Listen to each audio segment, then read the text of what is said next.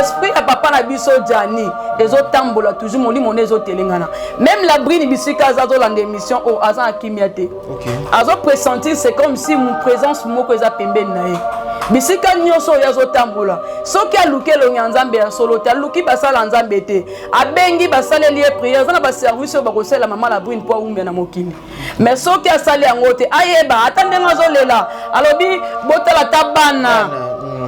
tabana na sala ki live na ebisa ki eboye yeba ke ndenge papa Jani le la kufeza na mutu moko te akolinga bana na yo wana ndenge papa mobile no le la kei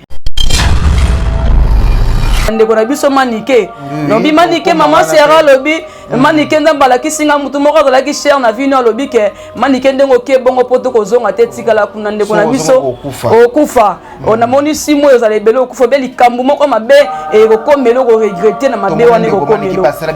ndeko na biso manike sala émission afinga mama sera mboya loba okoka ko loba bi batindi atangi même comment musicien moko o atindi ngai na loba makambo wana me ndeko na biso kozonga ne na pona Kinshasa to mona ki un mois kokaki même pas ndeko na biso ba désactiver visa na ye ndeko na biso ya mwasi na kombo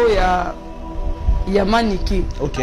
manike na komona mutu moko to na zobonde en tout cas na ka ba émission na papa chic et muso moni eloko mo ye etombe okoti na téléphone moni mais na yebi vi na été na komona nzamba yebi na yebisa eboye et message wana eza na mutu moko oyo akufa azalaki cher po na vie na ye mutu wana nda ekopesa nga message wana alors message yango elingi koloba nini to elobi nini pe komela ndeko na papa chic ke makambo azosala a continuer kosala yango te pe koluke memele liwa et puis bazoyebisa nga bisika oyo yakei atia esu makoni na mboka Kongo te soki atie makoni na mboka Kongo aosala 3 mois te akufa baolela na mboka oyo contrôler nzoto na o etikali wana akomi komona mibale au moment oyo bembene zalaki na bisika o na pays o papa na biso Jani Fay ya utaki azalaki de ancêtre azalaki entouré na besprit ya kuna yango moni ayaki kopesa message te mais tant atie makolo na ye a bembene komi katikati na Kinshasa awa nde na ye komona esprit ya papa na biso Jani Fay aye koswana mama sera makambe beleke liwa na ye eza malamu te babomi ekoboma na poison babomi ekoboma déjà zalaki bien te na ba message o batu bande ko pesa ye ayoka kite yango moni mama na biso la brine na bandeli suko ebisa yo soki oti okiti Kinshasa te ko solo na famille wana eza makambo téléphone te eza na ba service oyo papa na ba famille ya papa na biso Jani Fay bakosala po esokola mama la brine donc nzamba alobaka na bolenge be nzamba lobi na message na pesa ki na baki na moni kufa dans 6 mois mais soki na moni liwe comité likamoka mabe ekokomelo plus koleka na otika la kuva na poto ko ya kintende ko na to sala émission binga na ya kin ke liwa na ye batu ba mona ka papa Jani Fay asala ki crise papa Jani Fay asala ki likambu boy asala ki ne ba pa mebele oui mais papa Jani Fay azala ki empoisonné OK o ezake bato ebele bazoye bate asalaki crise yango ezalaki ya nini azalaki sou bien te eloko nini esali papa Jani Fay lelo akota mabele na kosenga na famille na ye bandeko na ye nyonso tu o bokolanda video oyo boluka mama sera mbo nazala makambo ebele oyo papa na biso Jani Fay ayebisinga na koki koloba ngo na télévision te.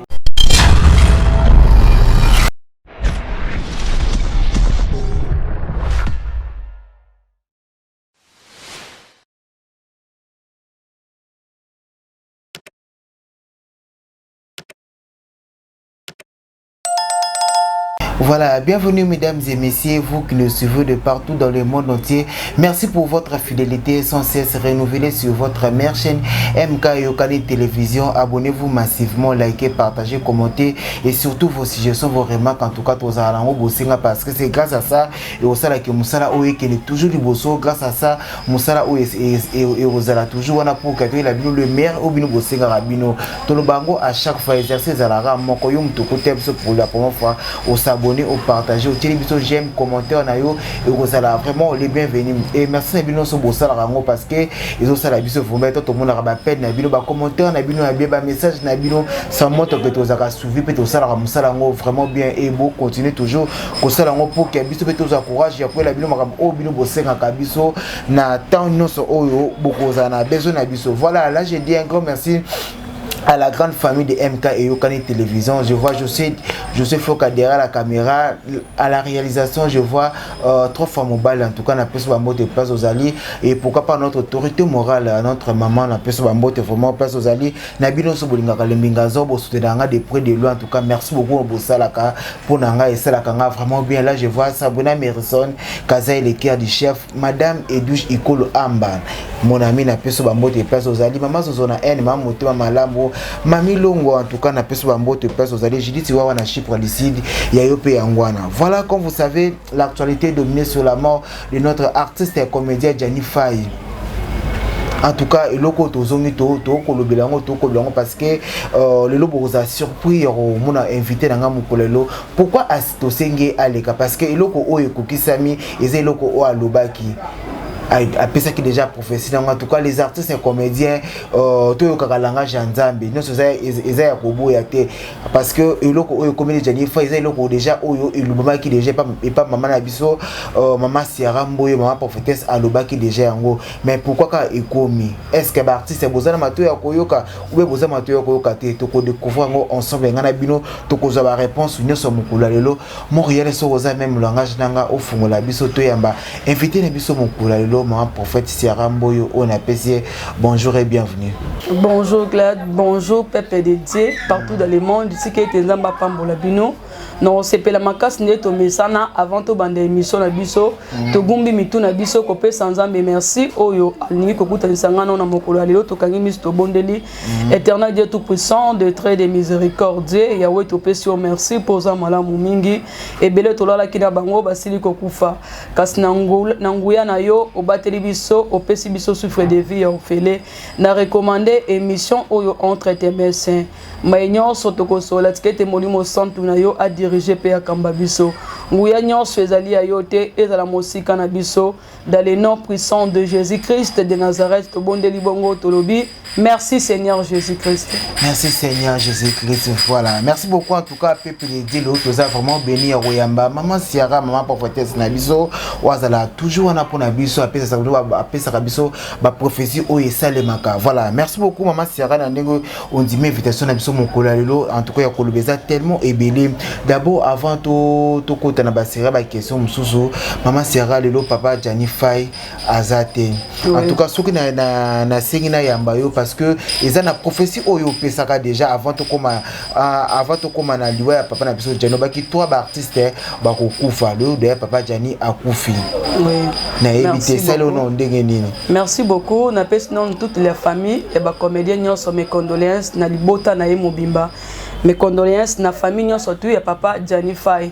Eza pasi ko perdre papa na biso Gianni, ko perdre artiste et comédien na biso ya munene icône na biso o azalaki soko zo jouer biso surtout to sepela na façon o ya bande ko tourner eza facilité. Mais loko na koyebisa na peuple de Dieu na bana nzambe nyonso soki nzamba pesi message to négligeaka yango te. OK. To négligeaka yango te eza na ba message ebele na o to pesa ka batu mutu amona kaka opesi message batu musu balanda vidéo balanda kana balobaki yango te mais za bandeko pe balandaki déjà émission o to lobela ki ba artiste et comédien ba ko kufa mibale ba kozali banda mboka libanda mboka leo to moni papa Gianni na biso fa ya kufi mais eza pe na mutu musu so azali libanda mboka eza pe na musu akufa ana Congo donc so to lobaka te fo mutu akufa non to pesa ka message on nzamba pesi pona koyebisa ndeko moko azolanda biso soki oyoki message o nzamba lobeli ozwa ta ko bondela benga memi mutu apesi message wana landa ye bosambela ta musu nzamba oki ko parler na likambu moko elingaki ekoma bozo landa biso parce que même so totali na papa na famille ya papa na biso papa na biso Gabi Gabi Kiwaka to na pesa ka message moko que papa Gabi Kiwaka na besoin famille na eba to kutanto sambela mais ba o baza libanda mboka alors ba période wana ndeko na biso zalaki gravement nzambe yaki ko sala ngolu et ou meli j'espère ba 2021 ou 22 boy bande koni na poto baleki ne babenga ki mona na ye liboso na pesi mbote bisika ozali ya mwasi pe ya mobali ya babala le miso ya mikolo bazaki na kini bayaka kokutana nga na bureau to sambela eloko ezaki ya mabelingaki ekoma elongwa ndeko na biso lelo akoma na bonne santé aza bien par la grâce de Dieu. Bande koni bande ko benga to bande ko sala prière en ligne tozo bondela soki te ko pesa message bon négligeaka te ezalaka ainsi dit l'Éternel mutu mota ko lamka na tonga lo baluke asala émission po mabe komela ndeko na ye non nto pesa ki ndeko ya ndeko na biso manike no bi manike mama sera lobi manike ndamba la kisinga mutu moko za la ki cher na vino lobi ke manike ndengo ke bongo poto ko zonga te tikala kuna ndeko na biso okufa ona moni simo ezala ebele okufa be likambu moko mabe e ko komelo ko regretter na mabe wani ko komelo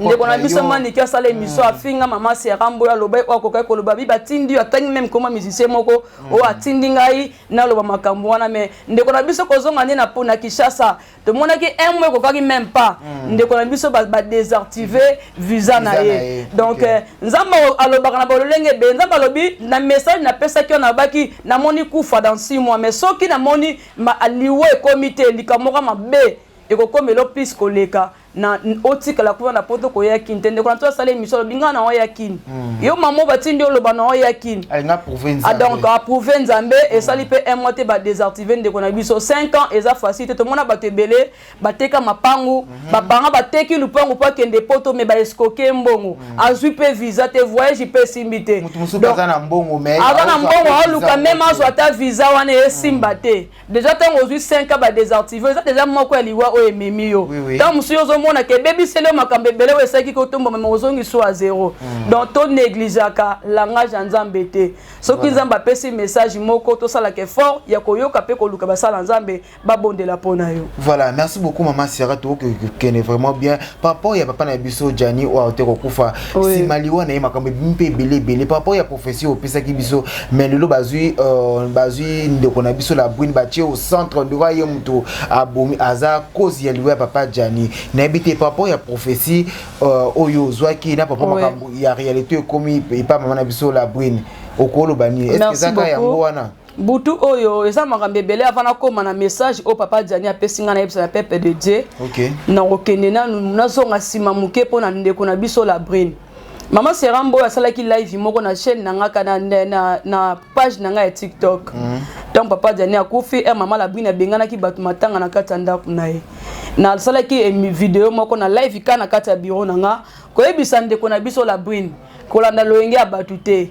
Kolanda n'importe qui batu ba koya ba koloba. Pas yo za nango to makambo ekute nango mutu monta consoler o leka réputation et bébé yo. OK. Omoni ko fanda na mobali toza pe les gens basé belé o basela mibali bolam. Baida mibali basale belé pe pona mobali futé mabe. Donc justice ezala pas Nzambe. Et non que soko pesi papa la biso Jani Fay mukanda nde soka boyo vino esuki bongo. Le contraire que olinga ki o sale fort. Aza papa ya mona na yo moko te. Ya bana misatu o ezaka so pesi mukanda lelo taboka bwani bisika okende yo po ozala Nzambe pa otala oyo sali pona ndeko na biso ozolanda ebele bandeko na biso basi to bosa na keso na sali bolambo efutaka bolambo to saka lelo to mona basi ebele eza na basi musu abimisa mbongo na ye amise pe musu $20,000 abengisi mobali na Kishasa komi na poto me mobali abalukele mapesa pe mukanda na bana ebele mususu abengi ozolela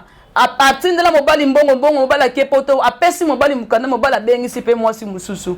abengi mama Serambo ozo na ebisi etika makala moto liko na ye donc ezate ke pona soki opesi papa Jani Fay mukanda de papa Jani Fay akimi ya ke ya sundolo na bana non justice ezala ya Nzambe polelonga na kosala bolamu mais soki yo lingo salanga mabe bolamu nanga pe ko ebundelinga un jour ezana basi ebele o bazo vivre ba choc bien na kata ba foyer ezana ba mibale ebele pe bazo souffrir na kata mabala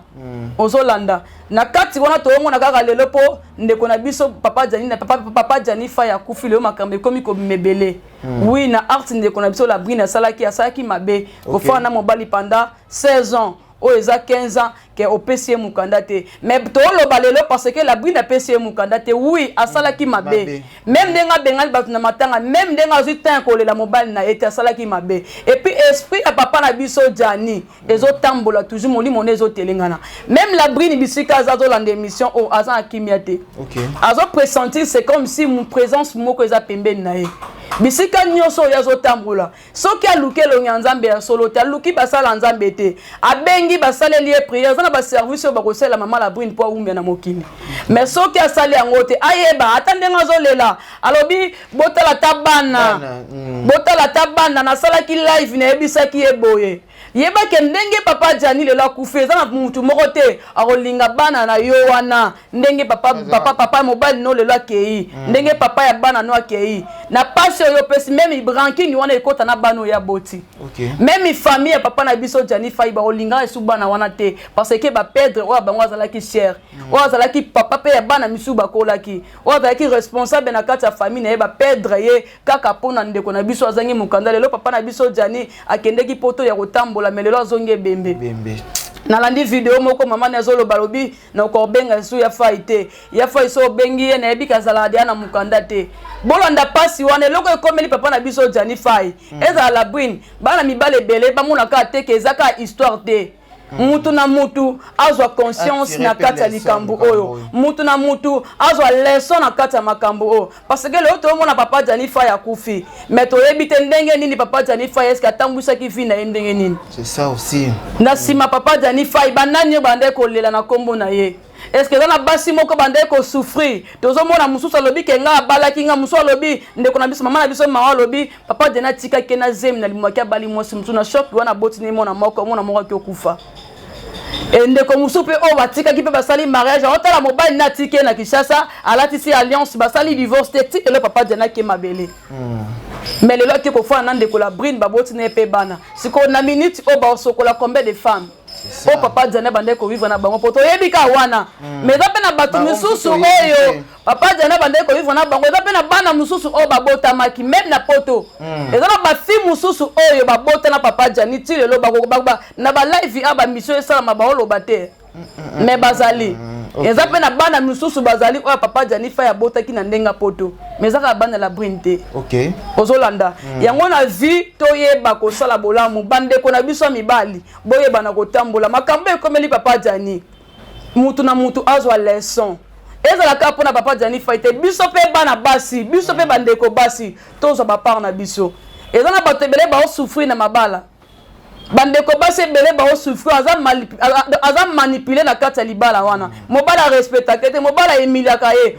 mobala zo souffrir aotala ganga lobi bana bazali na fanda ka pona boko la bana nga mais bolingo ye na mobala ezala esute mobala koma ko finga mobala koma ko emilia ye mwasa azo souffrir na kati ya libala aola kisabino ba image aosa bo mona ba video zo le kana réseaux sociaux kaza bien mais kati na zo souffrir mazoka soni lelo so dabito kabone mokili esekanga na fanda ka pona bana yango moni basi ebele ba kufa na mabala yango moni mibale ebele pe bazo kufa pona makambu oyo peut-être bazo salela eloko oyo komama na Bible ke nzamba lingaka divorce te divorce batu balobi mais to moni ndenge uti ko loba biso ke basala ndambe ebele ba divorcer pona nini basala ndambe ebele pona nini bazo divorcer bana basi ebele pona nini bazo divorcer il y a des problèmes oyo ezokoma na kati ya ba foyer oyo ezake mutu atali bandel te suka ka pona soni ya batu abina fanda kana mobali o sinon te solo to kaboni batu ba oseka biso ka pona soni ya batu lo so to kabona mwasi o mokile koloba mais mutu wana kufi to moni papa Jani Fai akende ki bakabona ki déjà na mama na biso la brine mais eloko ni de sala ki azonga azongi po babenga ke bana ba obela mais za pona bana te po bolingo mo ezala na kati wana donc to yebisaka bato sala rassemble te ba pasteur ebele ba o divorcer ba sala nzambe to Bible lobby so bo tambola nzele zo simba te bo se séparer oleke mi mabatu na liwa soki lelo papa Jani Fai bakabona ki na mama la brine ta muso lingaki pa abunda na ndenge na yenza balinga salengola linga zo mukanda. OK, voilà, merci beaucoup maman Sera to kota na parenthèse wana ya ba divorce to ko milango parce que ça eza pe na moko ba question na yaki na ngoma tout ça na makambo ya papa Jani obi ke na butu ya corne yaki olalite ozoki ba message na ye batu bazolela papa na biso Jani Fai akufi papa na biso Jani Fai akei apesa kio ya mutu ya papa message oyo papa na biso Jani Fai aye kopesa mama Sera Mboyo na butu o batu bazolela na butu oyo bembe na ye kitaki butu wana nga na lala ki pongite papa Johnny Fay azotambola azolela ya liboso aye kopesa nga message na bana na ye nyonso o ya sengi na kati ya famille na ye bandeko nyonso ya papa Johnny Fay.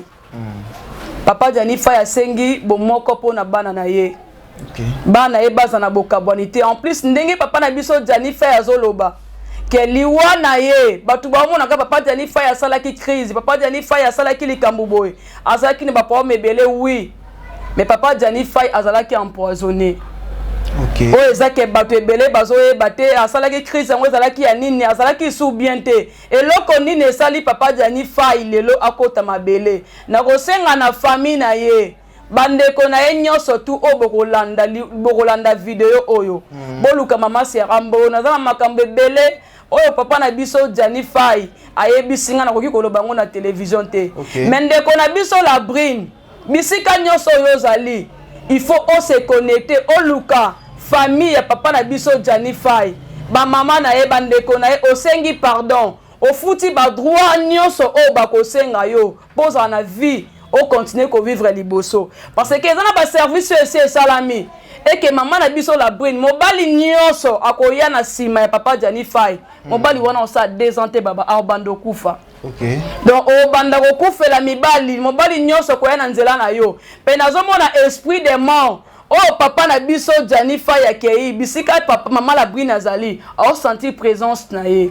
OK. Eza makambo ebele oh papa na biso Johnny Fay a vivre na kati ndaku wana kandenge to batu baolo ba na réseaux sociaux mais na ba secret mususu azanga ki batu robetela parce que kozongo ya zonga ki na ndaku wana eza pe na batu ebele oh ba pesa ki ba message eza pe na batu ebele oh ba pesa ki papa na biso Johnny Fay bandoto oh ba lotela ki kozonga ni na ndaku wana ke mabe kozala. Mais papa na biso Johnny Fay ayoka kite et lelo zo ebisa mama Serambo ya lobi mama Sera nandima kite ke ngai lelo nazokoka esu kozonga na nzoto na ngai te botango mutakufaka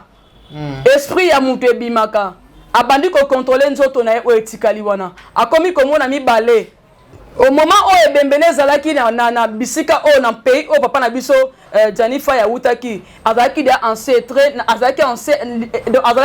azalaki entouré na besprit ya kuna ngo moni ayaki ko pesa message te mais tango tie makolo na ye a ebembene komi katikati na Kinshasa awa nde na ye komona esprit ya papa na biso Johnny Fay aye ko swana mama Sera makambe beleke liwa na ye eza malamu te babomi ekoboma na poison babomi ekoboma déjà zalaki bien te na ba message o batu bande ko pesa e ayoka kite yango moni mama na biso la brine na bandeli suko ebisa yo soki oti okiti Kinshasa te ko solo na famille wana eza makambo téléphone te eza na ba service oyo papa na ba famille ya papa na biso Johnny Fay bakosala po esokola mama la brine. OK. Pona balongola bikila o nyonso to elati pe esprit ya papa na biso Johnny Fay eza na kanda bato ebele bakufa na sima makambo. Même ndeko na biso mobali oyo abotaki na mama na biso la brine kufa déjà telemi liboso na ye ezo senga mama la brine akita tina pa famille papa na biso Johnny Fay asenga ba pardon afuta ba droit nyonso bakosenga na kati ya famille wana.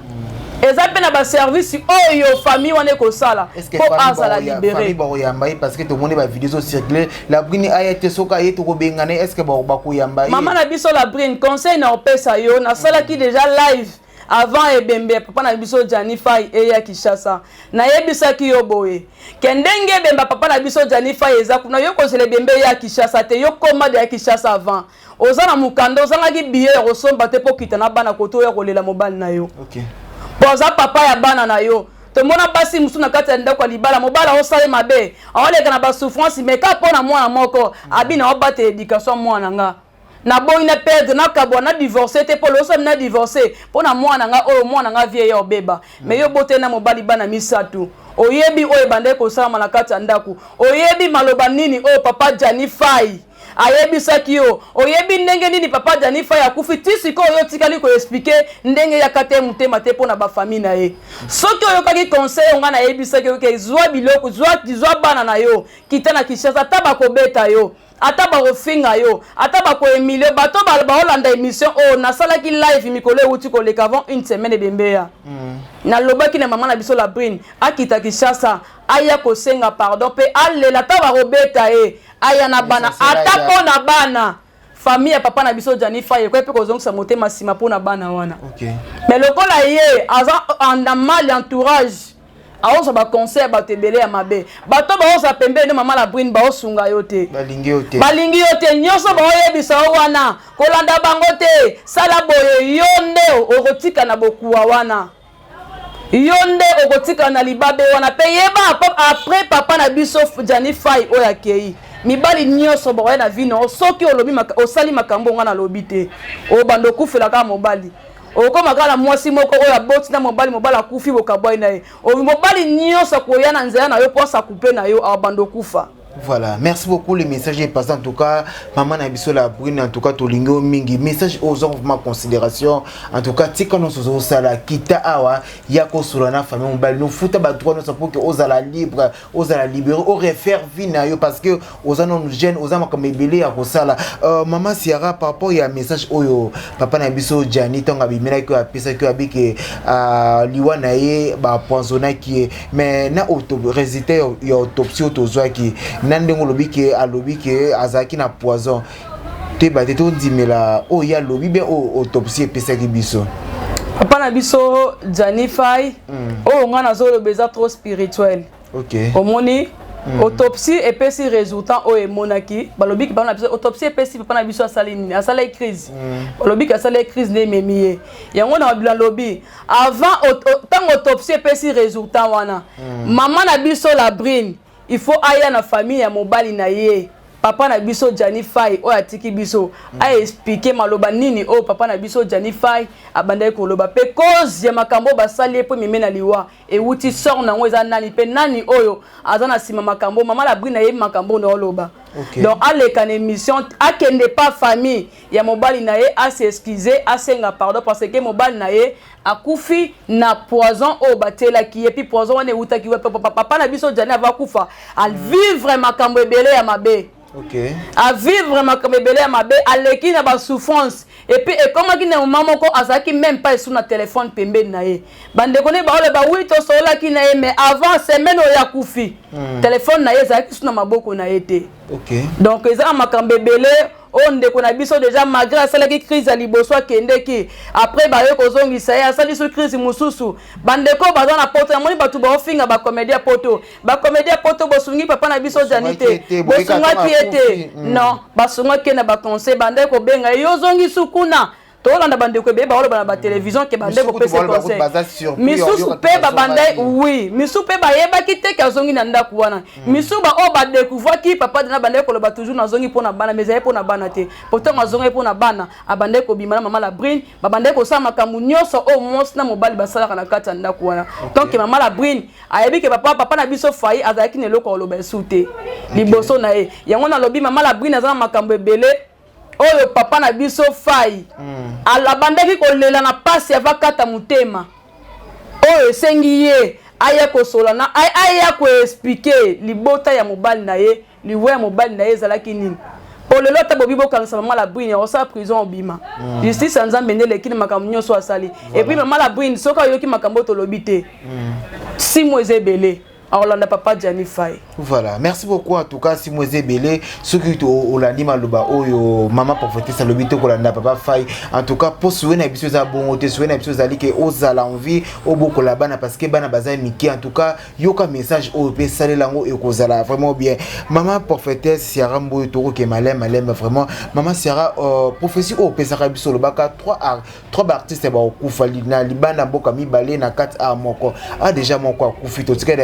na des artistes en tout cas biso na mitem na biso tozo ko banga nini o ba artiste ba ko sala pour que ba kanga liyo wana ou bien liwana est-ce que eza silbe na batu mo o yebi kete o eza pona oyo o eza pona oyo démarche ni ba ko sala pour que ba katango mutu na mutu démarche o ba ko sala eza ke mutu na mutu aye ba ko sambela na mutu aye ba ke likambo zo sala eza mabeto pe eza malamu eza bato ebele oyo tomoni wi ba okiko boma mutu mezaka na porte moko déjà oyo ezala ya ofungama ndoki ya libanda akotaka pamba te na kati ya famille mutu tant que yo moko mutu kolo problème tokolo ndeko bofongoli porte te yango ntango topesaka message boye on te peut ça mais c'est toya kate to souhaiter ka batu bakufa parce que bis mo peut to dans la carte ba famille to bali ba comédien na kati wana donc ba comédien basi bata ba seme ki mi bali bata ba bokulo ba seme ki bazali de famille comédien za lokola libota na biso pe donc to ki ko linga te to souhaiter ka liwa po muto kufa non tant to lo ba boye c'est que faut ko milengela ko bondela que épargner ceux qui veulent te passer message pour na combat mutu tel avant to tanga combat bato za bato nsu to komela bango na ba privé to komela bango na ba privé que na za besoin kutana un message na maboyi ko pesa numéro na ye musu pa tangi message na ye amoni ko komeli mais répondre yo te musu pa amoni message de komeli ma répondre yo te netinga na luka papa na biso Janify na message on a pesa ka na émission to sala ka mbalasima na lobaka ke na za na munazo mona mabepo na ye boye na kona luka même numéro na komela ndeko na biso moko ya comédien za pe na poto na senga numéro na ebisinga lobi na obenga ina tune soko ndima na peso numéro na alors ndeko na biso ebisinga na komeli na besoin na pesa yo numéro so na ye mais a répondre ngelo côté moi na peso numéro na ye zate mais le to perdre ndeko na biso tant muso soki to bondelaki to linga to sambela nzambe alingaki akitisa maone na likola vie papa na biso Janify pe liwa elingaki za musika na eta musu directive musu nzambe alinga pesa pour que permettre e azwa mukanda akufi na makambo ebele akufi na basusi akufi na basouffrance déjà papa Janify tia banda ko vivre déjà ezane loko batiela ki epo et donc akoka esu ko vivre te na choc azaki na ngope na poison o batiela ki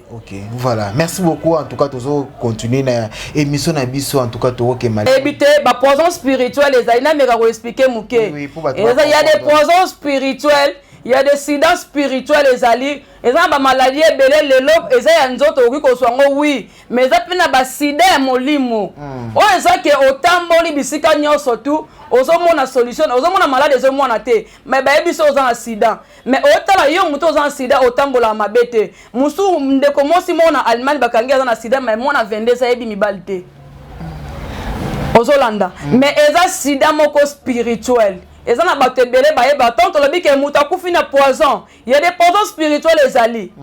il y a des poisons spirituels il y a des sida spirituels il y a des malades belé oh ezaka ya nzoto te oh ko kipe ko ya spirituellement ba boa ke lieu pour kufa nango et le cas ba biso oh to kuta na mambebele papa na biso to kuta ba premier belé na ba vie na biso na ba foyer na biso to se passer ba premier belé ba tu ba boa ke le ba maladie o le kine ba poison menzambe na bolingo na e azo continuer ko bundela biso pe ko sauter toujours ma boulou o bazo timola biso parce que to sala ke fort ye ko tambwa na ko banga nzambe. Voilà, merci beaucoup en tout cas to tambula na ko banga nzambe eza vraiment bien. Voilà, merci beaucoup maman Sarah. Maman Sarah tout son nom du solo o lelo to komona ba pasteur na biso mingi bato o ba lakisara biso nzela lo samo ba lakisara biso Jésus Christ o ba yebisa que Jésus a Seigneur comme sauveur na biso to komona ba fuena bango eza mana stabilité te to komona ba divorce zo sel ba mingi ba ngamu na bango. C'est dit à quoi? Merci beaucoup. Merci pena pepe de Dieu na bana nzambe nyonso obo disposer temps pour na kolanda biso. Donc ba divorce ezo sala mala ba couple belé parce que kama makambo to oti koloba awa. Eza ba couple belé yo mona ka couple moi ça me soit sali vidéo yo mo bana nga pesi nga cadeau voiture. Mais tant sous voiture wana yembo muta sombi. Tozo vivre oui, tozo vivre makambo belé. Tozo ezala batebele ba ola sala kati ba bomba kati me libanda to pesa pe image mususu ezala ba couple belé ba tu ba vivre me bazana na kimia te ezala mobali musu badaka na mwasi ayebinde ba pesa mobala mwasi affection te azora tango sola na mwasi te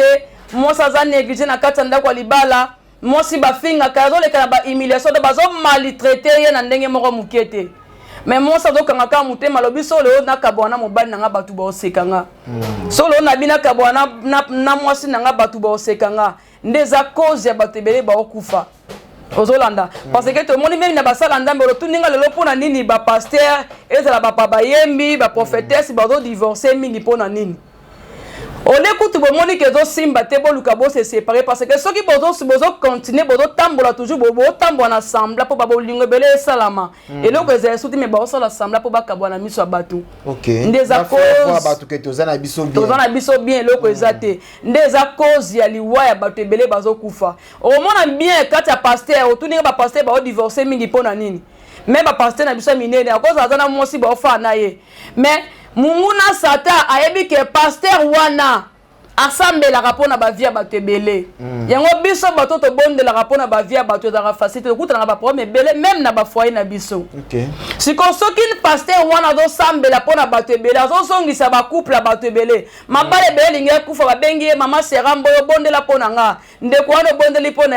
azui solution to boso na teke ba bitumba wana et yaka pe na ba via ba pasteur alors c'est écoute moi ça za faible ce que luki na nzela bana ezui na nzela bana te po ba fongola porte moko ba kota même na bato ba travailler na pasteur na sika moko ba oleka na ba poison oleka na ba humiliation makambe bela mabe au salama ce qui ba kuti bato baza entourage à pasteur baza fort ba kota na nzela moi si ce qui moi ça za faible ndomoni e bandiko bundisa ministère mobali e compresser bandiko kota mwasa bandiko lo makabalo kuta pona mobali abandiko salir mobali na e nyonso wana po akoisa ministère na e nyonso wana po détruire ministère a pasteur hôtel la komi na suka oye batasa la nini andimi divorce bakabo na mosi pasteur akabali mosi mususu même si de la bande ko na biso o pe abasi ba yembi na biso be to moni ba obala po aleki na ba choc azo sala ba semblant moko na libala bato ba mona kaza bien mais de vrai azana ki mette na kati libala wana na kati libala wana za respecter te yango moni ba bitumba o pe biso to bonde la rapona bato so baluki bana ba kotite ba kokite baluki bato to baza pembe na so ba kokite ba roluka batali mobala za faible ndo moni ba roluka sika ba kota na kati mobali mobala roleka sali n'importe quoi alobi makambe bele nyonso ba ko isa ministère à moi si nyonso po emile ministère à moi si moi pour que moi ça ya po sata sikoyo amona ke a gagner pour fongoli porte à côté na ndela mobali mais moi si o pa na motema maroki pe ko limbisa mobali na ya tali ke o za ba mvoutima to bonde la ka pona mobali na to continuer chemin na biso mais mobali amoni ke moi si pas moi si mobali musu moi si pas ko tala ka humiliation lequel le bite na o ko ko ma ministère na na yo kufa tika to sa into se séparer mais nzamba zo boya divorce za mabete pour ça to boto to bika ke nzamba zo boya divorce oui bible pe kisi ko kabwa mais bible pe ka ke lobi ceux qui bozo tambola nzele zo simba te bo kabwana ole eme mabino na liwa lelo te moni papa na biso Jani Fai akende ki azongi me ko zongo ya zonga ki ayende ko zonga ko kufa mama na biso ya mama abota mama na biso Fai papa na biso Jani Fai libota na ebande ko na ebana ne oya tikaki awa ba ozela papa na bango un jour aya basa ba vidéo ba sepela ba kumisa nzambe mais lelo papa na biso azoya na kati ba valise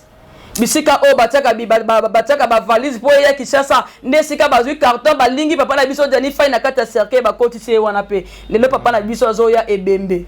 à cause ya bolingo biso bandeko basi te bape ko pesa kimé na kati ya ba foyer bino pe bandeko mibali boye bape ko pesa basi na bino valeur boye ba ko pesa basi na bino respect botika ko humilier basi na bino botika ko nyoko masoko monike ezo simba te olo nyoko la muningo olo luko sale mabe boluka boka bwana ndenga kimia. Voilà, merci beaucoup, le message est passé. Maman Ciara, question moko yelingaye. En tout cas, comment na Maman Lydia ko rebala. C'est ça là qui on dit parce que Bible que c'est ceux qui bot divorcer, faut la mort quoi kufa pour que ozwa o bala les sous on ba sala nzambe bazo respecter mais oza ma comité. Bon, merci beaucoup. Donc na koyebisa batu même si to mona ki Maman Lydia il est ba problème mobile na ye na ba réseaux sociaux Maman Lydia boani na mobile na ye Maman Lydia ba publier na bino pe bato bolinga kotala ba bolumbu ya basala nzambe boye ba keza kwa omemi fardeau moko boye tant Bible lobi ne touchez pas mais ouais so lelo Maman Serambo ya salo mabe to pe lelo prophète moko sale mabe to musala nzambe moko sale mabe zote ko bonde la nzambe le banzambe ta mosali na salinga mabe mais kozwaka tante ya donc unité ya mosala nzambe yo lingi okomisa ngo lokolo loko moko boye to mona ki wi Maman Lydia kabona mobali na divorce to mona ki famille na ele ki ba émission et tout ekei ndenge kendeki mais tango basali divorce na bango to koloba te ke oui eza bien tant mususu na ndenge o bango bande kozana mobali ne komé ko senga moko kufa moko tikala tant musu mabe moko po ya de ba pesa na ba kuti mususu ki mosi déjà abimina mobali mususu ba kozonga soute na kati libala wana même na kuti na baluba ezali soki mosi ya libala abimina mobali mususu ba kokiti susu kozonga na mobali wana te soki réellement makambo yango eza solo. Mais soki moi ça qui sonne le but na zonga kana mobali nanga onde sika moni makambo yeme makufa soka bombi ta mususu batambola ki bango na couple na bango ba moni ke simbite etali ke lelo ta musu ndeko na biso soki pa continuer ki na kata libala wana ta musu ndeko na biso pe mama Lydia linga kufa mais ta musu séparation moko ekoti lelo oya ki na gauche lelo moko ki na droite mais mutu a refaire vie na ye na kimia. Voilà. Ole ke to salaga ke souffrance ezali bo fanda batebele ba otama ba hypocrisie na makambo no moni ke moi ça sali arrêt cardiaque akufi. Et dans la basse belé mona jeune fille ma belle à cœur basse belé. Oh tout le malade. Basse ba pasteur belé o peut mona raza na malade de cœur. Et belé to basse ba ça ndone bébé kenda ba fudi siko zo traitement pour na malade de cœur. Estomac makambe belé azo souffrir na kata libala. Mazo kaka soni amona kaka na soni na humiliation na sona kabona mbai na ngale o batu ba oseka mobali pa otala kaka pasteur azo souffrir mona pasteur azo konda kaka ndoka nde madame a otsape pasteur kimiate alors so oleto luka mabe eko makate oui so que que milimo mabe to robonde la poesila mais tant ozo bonde la na muninga ozo bonde la pona muninga o azo bunga mais yemo pe muto ozo sambela pona ye ayeba ke loko na osala eza mabe. OK c'est que naso ka temps ya ko bonde la pona mabe ko matin na kata ndaku na biso ki couple ba osambela moi ça zo bonde mobala osambela mabe ezala vraiment te. OK bo porte fonga mezara passe mais so ki moko osambela na gauche muso ke na droite yeba ke na kata foyer wana boka diviseuse à la toujours parce que moko ezala ka boss bozanda kuma bo religion morte toujours ba problème ya ka ba problème on est mara toujours ba na divorce on sait pas comment na ken na ndenge comme ko kende ole na vivre kana souffrance ole kana muta kufa na ndenge makambezo kende soit yo ko kufa mobala tikali soit moi si pas ko bala ba ko kufa to sani to kabana pona likambo eleka na kimia. Voilà donc bible le biso bo tambandezo simba te bo se séparer. Voilà, merci beaucoup Maman Ciara, en tout cas Toro qui m'a levé à la fin. Maman Ciara, une dernière question pour que tout se sépare Nabiso. Est-ce que Moutou a un ministère a cause la célibataire a pambola pe mariage. Moutou azo tambola. Par exemple, homme de Dieu moko aza musala nzambe non a pambola mariage parce que na balité. Donc Moutou na balité na kata ministère ata na église à munene. Muto ko pambola mariage eza muto esi abala. OK o esi asala ve o esi abala asala nyonso tundenge muto wana salinda ko pambola mariage même moi na moi ça ko pambola mariage te to mona ngabana basi mso même lelo mama sera mboso ka balisi mwana ye papa nde o pambola. OK donc ngande na pambola non ngana ko pambola te mobali nda oki ko leka apamboli couple wana donc muto abali nanu te aoki ko pambola bato babala nité deti na ka ya passer Moïse Mbie moi ça les a dit non ce qui pas passer Moïse est passé Moïse Mbie non na mona te pambola mariage non abali te na tunika ako pambola te ngana na mona te place ya pambola mariage so na moni place pambola mariage na lobate il faut muto abali na mona bato so babali pa passer musude ba ko pambola mariage parce que Moïse Mbie pambola mariage à batouté muto a balité et dans la servante de Dieu et dans la serviteur de Dieu ce qui n'a nous a balité a coqué jamais que pambola bae o babalani. OK oui mais ninga zo kambeza on a problème té ko kambeza na problème té tant muso na akuta na oya yete biso to otina le pasteur Moïse Mbie ya bala pasteur Moïse Mbie ya bala mais so ba esa balaka pasteur Moïse Mbie ya sala mariage balaka. Ah bon balaka déjà to monaka ba photo les caméras na ba réseaux sociaux mais ce qui nzela wana simbité ola luka sala sous récitation na sous na mabema ba kabona lisu tant muso zo luka so akuta na oya ya bala. Voilà merci beaucoup Maman Ciara. Ah luka ya malamu ya malamu mona ina mtia. Oui voilà merci beaucoup fidèles internautes pour vraiment la souke émission lelo en tout cas le message est passé maman na biso la bride en tout cas yoka message ya Maman Ciara yaka na kini solo na belle famille na yo pesa okoko pesa ekozala vraiment bien pour que ozala libre oluka o refaire vie na beaucoup bien Maman Ciara to comme la souke émission ya mokolo lelo votre dernier message au copé na bato bako la na biso na quelques secteurs solo na bana nzambe na numéro na yo pour na artiste pe ba hôtel la biso tant so bako za na biso teto solo na Maman Ciara to la na ba prière au koyebisa na bango ni na mukuse. Merci beaucoup numéro na ngeza wana affiché bakomi prophétesse Ciara Mboyo numéro na ngeza wana nazo benga ndeko nyonso zo landa ngai bato bele bo se poser ba question Maman Ciara Mboyo so na bato bakufa ndenge nini na lobaka medium ezaki ndokite eza grâce au Maman Ciara Mboyo tanga kufi azongi na bomoi nzamba pesi don ya guérison apesi don ya prophétie apesi don ya médium Donc oyo ozolandanga oza ba problème ezotungisa yo olingo talisa vie na yo mama sera mbonga makambo esimba te mama sera mbonga ba déception surtout bandeko basi bozoleka na betape moko ya ba souffrance makasi na pesi bino courage eza na basi mususu andima abinga na bala lisu te po déception leki na kati ya motema na ngai. Donc kozala batture te numéro mama sera mbonga eza affiché oza ba problème nyonso ezotungisa yo otambolo zwi ba solution te mama sera mbonga na bondeli mingi na sali bo front mambo ezosimba te yo ozolandanga ozangi mukanda ozozwa mukanda te bando kenda poto ozosambela mukanda ezwa mwagaga te yo ozolandanga ndako ezomonana te yo ozolandanga ba relation malonga te ozokutana ba relation moko kaka ba déception na vie na yo ozokutana ba relation minene mo ozozwa opportunité te oza en Europe na Amérique partout dans le monde mais bandoto na yo ezalaka bisika oyo bandako fanda bandoto na yo ezalaka na Afrique mais solo nga Afrique bandakala bandoto na yo ezalaka na lupango wa famille na lupango moko bandako futela numéro mama sera mbonga eza affiché benga ngai tokobondela okoza solution na ba problème nyonso ezotungisa yo yo ndeko oza malade yo ndeko osambeli mingi ozokende ba hôpital ba malade ezomona mozozo solution te ekoki pe kozala maladie spirituelle yake pa mama sera mboyo okoza solution ya ba problème nyonso ezotungisa yo. Voilà, merci beaucoup. Le numéro était donné en tout cas yum to sana ba problème nyonso mama sera lobby en tout cas numéro est affiché na mama sera bobenga en tout cas bokomilaye en tout cas salisa bino ba problème nyonso bozana ngo en tout cas oza message à Nzambe yo muto kutena biso ko négliger te oza ba maladie nyonso spirituelle ba bwakela ba maladie ba pese ba mbasu ba maladie wana otambola ba bwakela ba faiblesse sexuelle ba mari de nuit ba femme de nuit comment rebondir vie na yo yeke pa mama sera mbolo ozo solution. Voilà, merci beaucoup boya pa mama sera ozo solution na ba problème nous nyonso bozana ngo en tout cas message oza ko message à ko négliger te lelo papa Jani message de pesa maki lelo azongi ebembe tozana posa amener à la sauver toza posa to le la yo te toza posa ke marama bindi za ngamu na yo. Voilà, merci beaucoup na bino so bozala ke belé pour na kolana de bingazo de la presse fils papa Clark Nzozo. Merci na ba partage, restez toujours branchés sur votre meilleure chaîne MK et Yokani télévision. Vous s'abonnez ça c'est zalaka moko bien beaucoup de pour la fin vous s'abonner vous partager vous commenter vous allez bien et vous serez à côté la biso du début jusqu'à la fin et ça façon il y a qu'à soutenir biso en tout cas. Merci beaucoup et je vous retrouve très prochainement. Bye bye.